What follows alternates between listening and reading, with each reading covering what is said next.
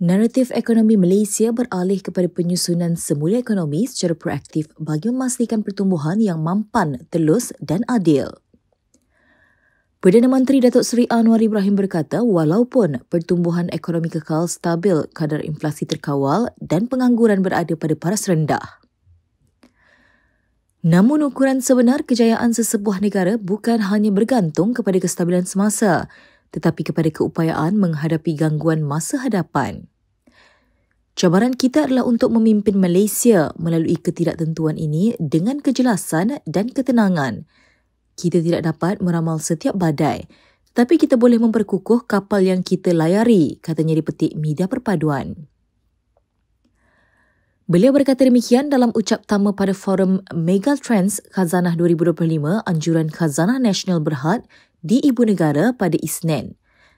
Tambahan lagi, kerajaan kini memberi tumpuan kepada pemulihan disiplin fiskal, memperkukuh institusi serta memastikan perbelanjaan awam disalurkan kepada sektor yang menjana nilai jangka panjang seperti pendidikan, kesihatan, infrastruktur digital dan ekonomi hijau. Reformasi dalam bidang perolehan awam, tadbir urus dan pengurusan subsidi turut menjadi sebahagian daripada agenda penting bagi memastikan pertumbuhan ekonomi Malaysia kekal mampan dan berdaya tahan. Landasan penyatuan fiskal kita adalah tentang amanah dan kebertanggungjawaban, memastikan setiap ringgit dibelanjakan dengan tujuan yang jelas. Para pelabur memahami hal ini dan keyakinan meningkat apabila kerajaan menunjukkan keberanian untuk melaksanakan reformasi, ujarnya lagi. PMX turut menegaskan pertumbuhan ekonomi mesti disertai peluasan keadilan sosial agar seiring dengan semangat Malaysia Madani yang menekankan keseimbangan antara kemajuan ekonomi dan kesejahteraan rakyat.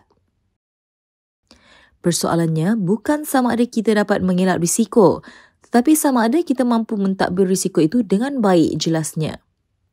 Datuk Seri Anwar Ibrahim yang juga Menteri Keuangan menambah bahawa sejarah telah membuktikan rakyat Malaysia sentiasa bangkit daripada krisis melalui daya tahan dan keupayaan menyesuaikan diri. Beliau turut menegaskan bahawa pendekatan Malaysia terhadap risiko mesti berteraskan tadbir urus yang baik. Tanpanya, risiko menjadi lesen kepada ketidaktanggungjawaban, dengannya risiko menjadi pemangkin inovasi. Tadbir urus bukan sekadar urusan birokrasi, ia adalah kompas moral sesebuah negara, katanya lagi.